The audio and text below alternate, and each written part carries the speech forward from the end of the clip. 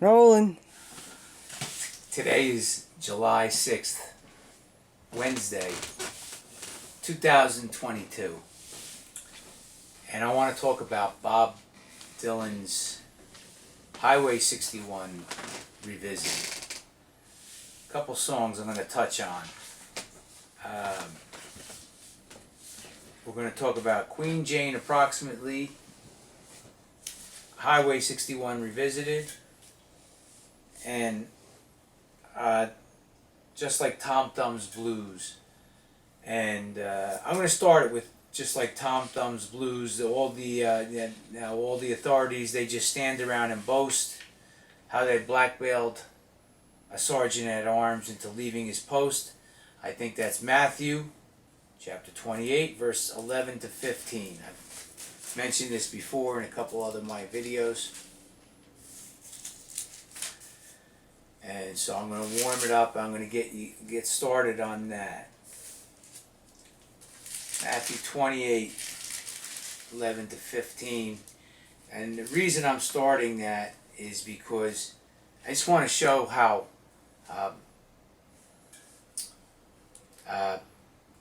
it's related to Jesus, some of these lyrics. And this is pretty obvious, I think. All the authorities, they just stand around and boast how they blackmailed the sergeant at arms into leaving his post. So they took money. This is Matthew 28, verse 15. So they took money and did as they were taught. And this saying, oh, wait a minute, let me start that up. And when they were assembled with the elders, this is starting from verse 12. And when they were assembled with the elders and had taken counsel, they gave large money unto the soldiers, saying, Say ye, his disciples came by night and stole him away while we slept. And if this come to the governor's ears, we will persuade him and secure you. So they, the soldiers, took the money and did as they were taught. And this is saying is commonly reported among the Jews until this day. Then the 11 disciples went away to Galilee to a mountain where Jesus had appointed them. Okay, so that's Just Like Tom Thumb's Blues. I think it's a pretty blatant reference to Jesus there. Okay, all the authorities, they just stand around and boast. Okay, so let's talk about some of the more subtle stuff. Well, this is actually from Highway 61 Revisited. This is God said to Abraham, kill me a son. Abe said, man, you must be putting me on. Okay, let's talk about that. That is Genesis chapter 22, verse 1 to 12. Okay, where Abraham was about to sacrifice Isaac, his son Isaac, and at the last minute an angel stopped him, and so it goes back to that. But I want to look at, I talk a lot about metaphor and sarcasm, but I want to look how literally, this is a literal, oh, God said to Abraham, kill me a son. I think it's foreshadowing what went on with Jesus later. Kill me a son. In other words, God becoming man. And, Abe said, man, you must be putting me on. In other words, putting on. Abe said, man, you must be putting me on. It's like God becoming man there. So there's just so much many biblical references here. When your mother sends back all your invitations, and your father to your sister, he explains that you're tired of yourself and all your creations. Won't you come see me, Queen Jane? Won't you come see me, Queen Jane? Now when the flower ladies want back what they have lent you, and the smell of the roses does not remain, and all of your children start to resent you, won't you come see me, Queen Jane? Now when all the clowns that you have commissioned have died in battle or in vain, and you're sick of all this repetition, Won't you come see me, Queen Jane? Won't you come see me, Queen Jane? When all of your advisors heave their plastic at your feet to convince you of your pain, trying to prove that your conclusions should be more drastic, won't you come see me, Queen Jane? Won't you come see me, Queen Jane?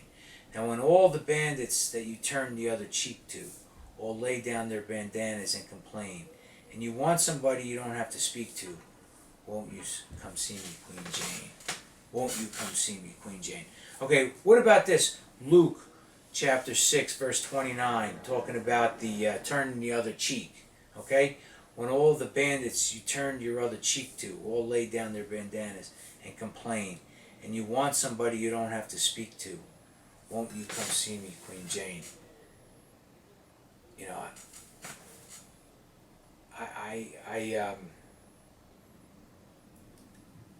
I run a business, and sometimes I can understand this, and you want somebody you don't have to speak to. Sometimes you just get worn out during the day. You know, so many things are happening during the business. You want to be nice and polite to people, but at the same time, there's so many things going on. I always say this thing to my brother Michael. Mike, don't make me talk so much. Mike, don't make me talk so much.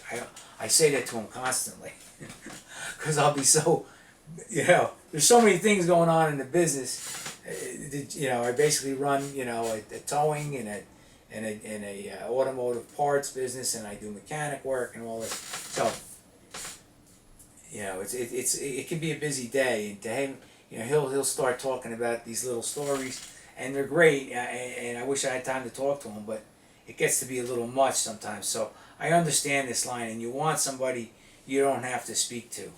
Okay, so here's the one I thought about today. This is the one I really wanted to get to. All this was just leading up to this. All this was just trying to set the table for this.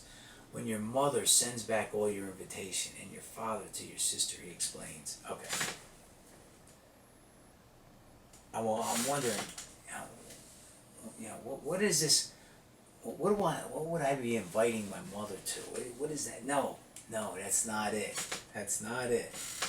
Okay. It has to do with. There's invitations. In other words, Jesus. There's invitations that Jesus is talking about.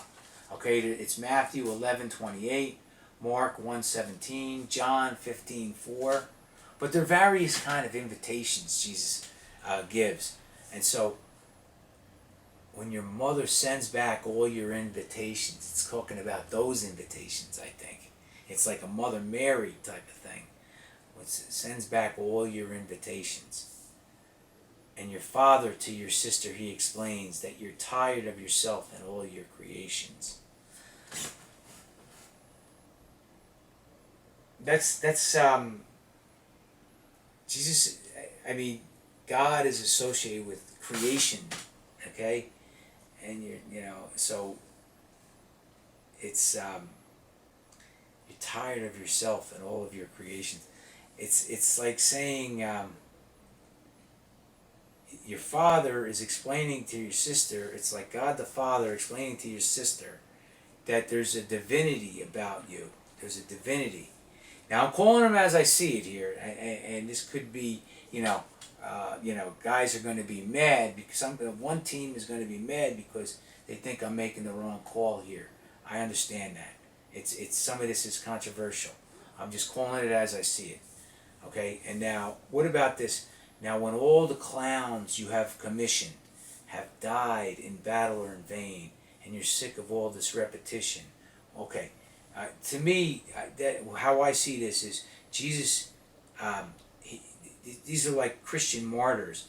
All the clowns you have commissioned, right? Jesus commissions certain people, and they died in battle or in vain. And Jesus is now sick of all this repetition. He doesn't like this, right?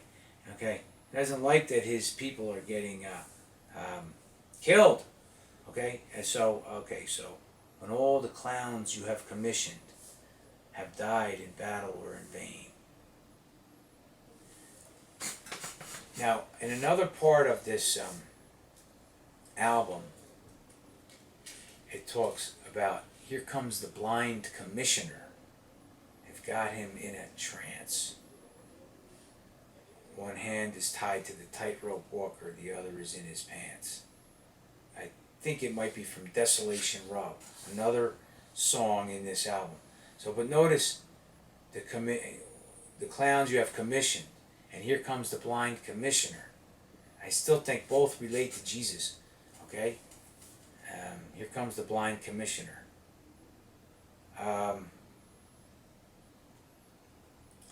So, Highway 61 is just, I mean, I could see why this is a really